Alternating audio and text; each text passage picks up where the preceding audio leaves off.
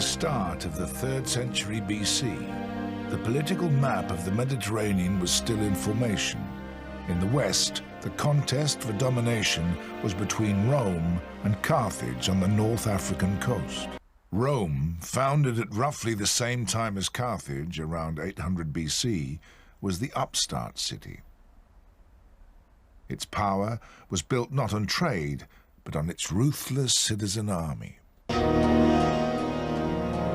Carthage, by contrast, was a sea power which maintained a massive fleet to protect its trade routes around the Mediterranean. The Carthaginian merchant class were not predisposed to war. Traditionally, they'd used their wealth to hire mercenaries. In Rome, they faced an enemy with a quite different attitude to life. By the time Hannibal was born in 247 BC, the two nations had already been at war. Rome had won, and the Carthaginian merchant class who controlled their assembly had settled for peace. The treaty forced them to give up territories in Sicily and Corsica, and they had to watch their empire shrink further as Rome annexed Sardinia. But more significant still was that the First War had cost them control of the seas. The First War with Rome had left Carthage with a foothold in southern Spain. Hamilcar wanted to consolidate their hold on it and lay the foundations of a new empire to make up for the lands the merchants back home had given away. Throughout his teenage years, Hannibal lived a soldier's life at his father's side. It was a masterclass in the skills of leading an army. The immediate task for the Carthaginian expeditionary force was to tighten their grip on the Iberian Peninsula. But no one was in any doubt as to who the eventual target was: Rome. In 229, when Hannibal was just 18, his charismatic father, Hamilcar, was killed in battle against Iberian tribesmen. His government at home may have had their doubts, but his soldiers had none. The veterans who proclaimed Hannibal commander-in-chief saw him as the reincarnation of his father. He was just 26 years old. At the time Hannibal began his campaign, Carthage was probably the richest city in the Mediterranean, more beautiful than Rome, as refined as Athens. Rome at that time was a city at the head of a confederacy of southern and central Italian provinces. It was growing fast, but was still a long way from being the imperial power it later became. The north had only recently been conquered, and the Gauls who lived there were still troublesome and rebellious.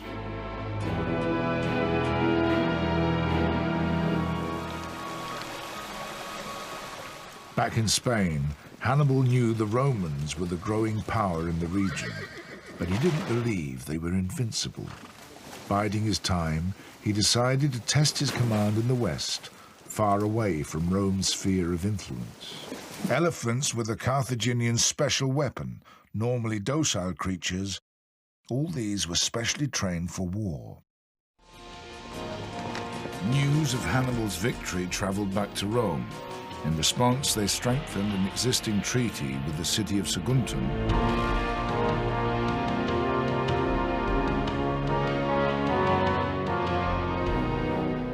Unimpressed, Hannibal laid siege to Saguntum, knowing that the Romans were too busy quelling a rebellion among the Gauls in northern Italy to come to help. The protection of Rome had counted for nothing. Hannibal was about to spring his first surprise. Instead of waiting for a Roman army to attack him, either in Spain or Africa, he was going to attack Italy direct. His object was to carry the war to Rome itself and destroy them before they could destroy Carthage. His genius was to see that Italy was Rome's most vulnerable spot. Not only was their coalition of Italian towns still loose, but in the north, the Gauls who lived south of the Alps had only recently been conquered and were ripe for revolt. In great secrecy, Hannibal conferred with envoys from Gallic tribes in France. If he could get them to join him, he wouldn't have to fight his way to the Alps. He also met with Gauls from the Po Valley in northern Italy, whom he hoped would rebel against Rome and join his army. His eventual plan was to get the whole Italian coalition to defect to his side. So Hannibal left Spain with about 90,000 troops and a strike force of 34 elephants.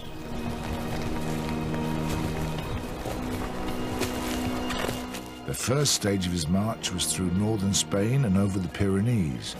It wasn't long before he ran into trouble. Over 5 months had passed since he left Spain, and it was autumn when he began to climb into the mountains.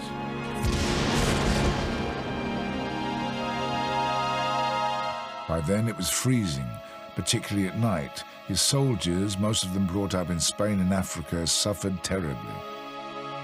Most of the elephants died during that crossing of the Alps. Animal experts believe that the hard climb would have given the elephants blisters, demoralizing them to such an extent that they would have refused to move any further. In the freezing elements, their blood temperature would drop and they would have died of hypothermia. Hannibal's main problem by now was feeding his army. There were farms to raid and crops to steal, but despite his victories, Rome's allies were not all defecting to his side. And he now faced an unexpected development.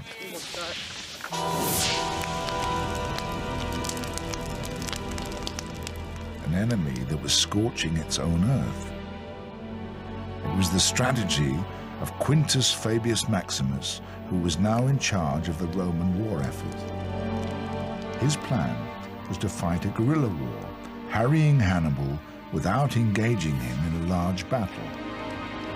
By burning the countryside and leaving no crops for Hannibal to steal, Fabius wanted to starve the Carthaginians into giving up. The strategy worked. Early in the summer of 216 BC, the food situation was getting desperate for the Carthaginians. Hannibal's solution was to come here, to a Roman army grain store at Cannae in the far south of Italy. Hannibal captured this fortified town, restocked his supplies, and prepared to meet his enemy face to face on the open battlefield.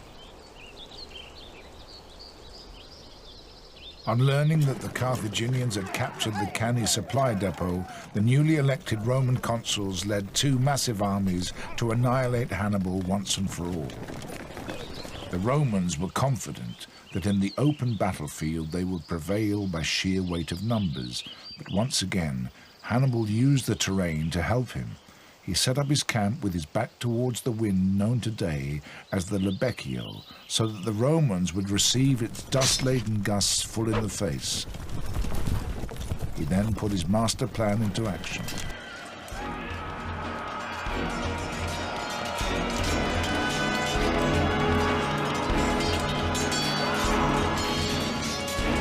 "55,000 Romans were slaughtered, with men dying faster than in the Battle of the Somme. No general has killed as many of the enemy in one day as Hannibal did at Cannae. 55,000 Romans were slain and 19,000 were taken prisoner. Hannibal lost 5,700, 4,000 of whom were Gauls. Hannibal's cavalry commander Hannibal pleaded with him to give the order to take Rome, but Hannibal said no, believing his soldiers needed time to recoup their strength. Hannibal was disgusted. According to Livy, he said to his leader, "You know how to win a fight, Hannibal, but you do not know how to use your victory." And with some irony, he exclaimed that it was proof that the gods were wise. They gave you many gifts, not all. There are other possible answers to the riddle of why he held his army back. Perhaps he did not want to destroy Rome at all, just to make it sign a new peace treaty between them. Maybe he expected the confederation of Italian towns at last to defect now that he had defeated the Romans so conclusively. But the simplest is that he knew his limitations. After the disaster at Cannae, the Romans' first decision was to put Quintus Fabius back in command.